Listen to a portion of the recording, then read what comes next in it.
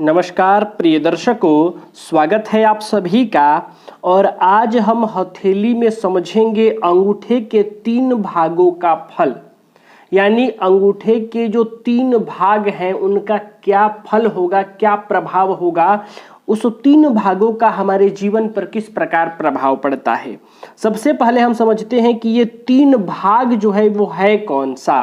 तो प्रिय दर्शकों, आप ये देखिए, ये अंगूठा है।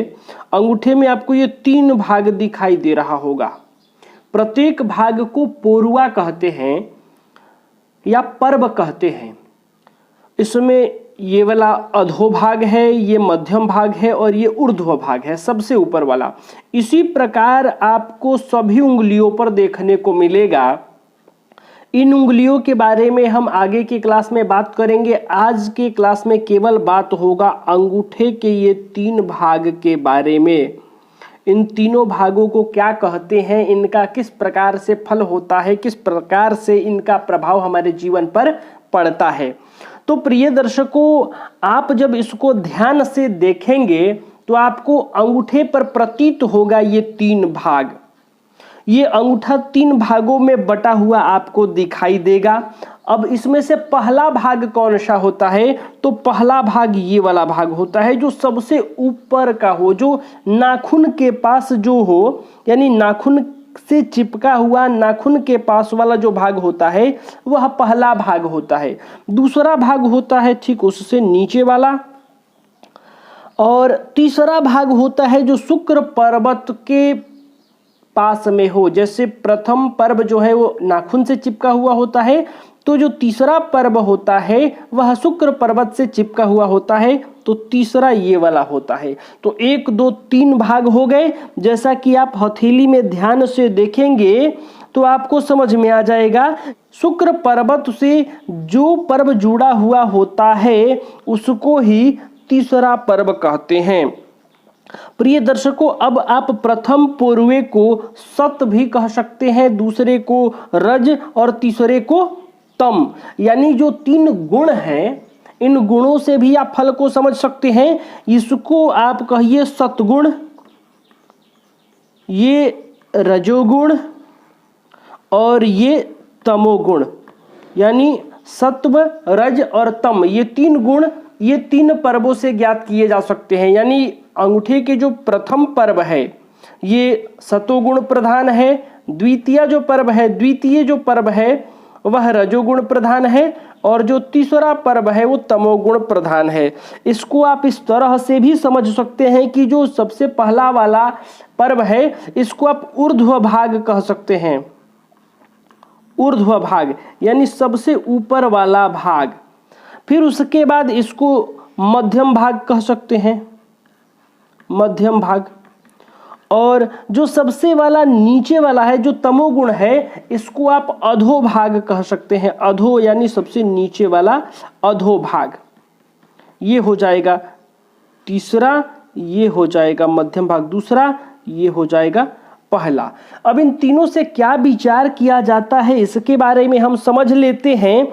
तो प्रिय दर्शकों, जो सबसे ऊपर वाला पर्व है, ये जो पर्व है इसको इच्छा शक्ति कहते हैं। इससे जातक के इच्छा शक्ति का विचार होता है। इच्छा शक्ति। जो दूसरा वाला पर्व है इससे जातक के तर्क शक्ति का विचार होता है, तर्क शक्ति। और जो तीसरा है जिसको तमोगुण कहते हैं, जो अधोभाग है, इससे प्रेम स्नेह आदि का विचार होता है। प्रेम स्नेह आदि का विचार होता है। अब आपको देख लेना है कि इनका क्षेत्रफल कितना है, इनका बनावट कितना है, मैं अभी आपको आगे बताऊंगा। लेकिन सबसे पहले आपको यह ध्यान रखना है कि अंगूठे के जो 3 भाग हैं उसको सत्व, रज, तम कहते हैं। ऊर्ध्व भाग, मध्यम भाग और अधोभाग कहते हैं। प्रथम भाग जो है, प्रथम पर्व जो है, इससे जातक के इच्छा शक्ति के बारे में विचार किया जाएगा। जो दूसरा है इससे तर्क शक्ति के बारे में विचार होगा, और जो तीसरा है उससे जातक के प्रेम स्नेह आदि के बारे में विचार होगा।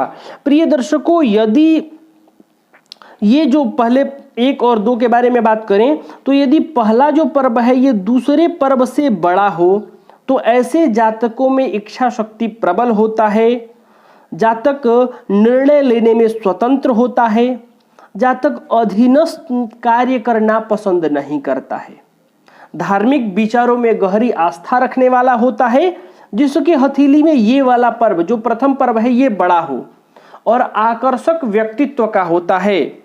ऐसे व्यक्तियों के सामने यदि कोई व्यक्ति बैठे तो उसके प्रभाव से जल्दी प्रभावित हो जाता है। ऐसे व्यक्तियों के बारे में हम बात करें तो ऐसे व्यक्तियों का यौवनावस्था की अपेक्षा वृद्धावस्था ज्यादा सुखद देखा गया है। प्रिय दर्शकों, अब पहला पर्व और दूसरा पर्व दोनों बराबर हो तो ऐसा व्यक्ति सम्माननीय होता है, आदर प्राप्त करता है, मान सम्मान पद प्रतिष्ठा प्राप्त करने वाला होता है। और ये जो दूसरा पर्व है जो तर्क शक्ति है, यदि ये वाला पर्व प्रथम पर्व से बड़ा हो तो ऐसा व्यक्ति, अब ये समझिए कि ये तर्क शक्ति है तो ऐसा व्यक्ति तार्किक होता है, तर्क जरूरत से ज्यादा करने वाला होता है, अपने तर्क के समक्ष किसी को टीकने नहीं देने वाला होता है।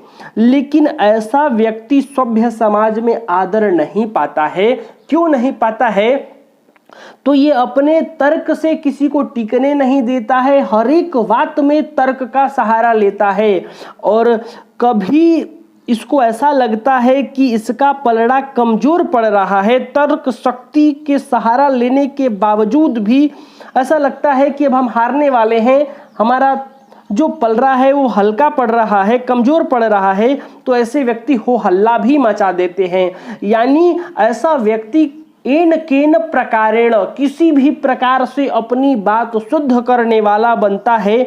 इसीलिए ऐसे व्यक्तियों को सभ्य समाज में थोड़ा कम आदर प्राप्त होता है। ये अपने उचित और अनुचित दोनों ही बातों को तर्क के सहारे मनवाने का प्रयत्न करते हैं। अब उचित बात है, तर्क के साथ बात है तो कोई मान लेगा, लेकिन कभी कल अनुचित बात को भी अपने तर्क के सहारे ऐसे व्यक्ति मनवाने पर तुल जाते हैं, जिस वजह से इनका थोड़ा समाज में आदर कम हो जाता है।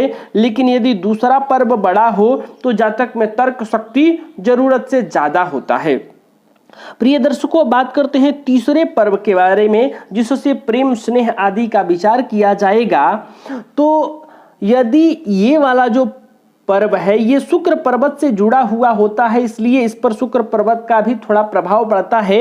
हालांकि शुक्र पर्वत के बारे में हम आगे विस्तार से बात करेंगे। लेकिन यदि तीसरा जो पर्व है यह बड़ा हो तो ऐसा व्यक्ति लोकप्रिय होता है, प्रेम स्नेह के क्षेत्र में बढ़ा चढ़ा होता है, समाज में आदर प्राप्त करता है और सबसे इसकी बढ़िया गुण ये है कि ये विषम परिस्थितियों में, कठिन से कठिन परिस्थितियों में भी मुस्कुराने वाला होता है। यानी टेंशन रहित विषम परिस्थितियों को भी सहजता से झेल लेने वाला होता है, कठिन परिस्थितियों में भी सुगमता पूर्वक कार्य करने वाला होता है। तो प्रिय दर्शकों, आप भी अपने अंगूठे के ये 3 भाग देखिए और उनकी बनावट किस प्रकार से है और इन 3 भागों से ये 3 प्रश्न विचार किए जाते हैं। तो प्रिय दर्शकों, मैं उम्मीद कर रहा हूं कि यह प्रश्न आपको समझ में आया होगा। तो प्रिय दर्शकों, मैं उम्मीद कर रहा हूं कि आज का विषय आप समझ गए होंगे। तो प्रिय दर्शकों, तब तक के लिए हमें अनुमति दीजिए। नमस्कार।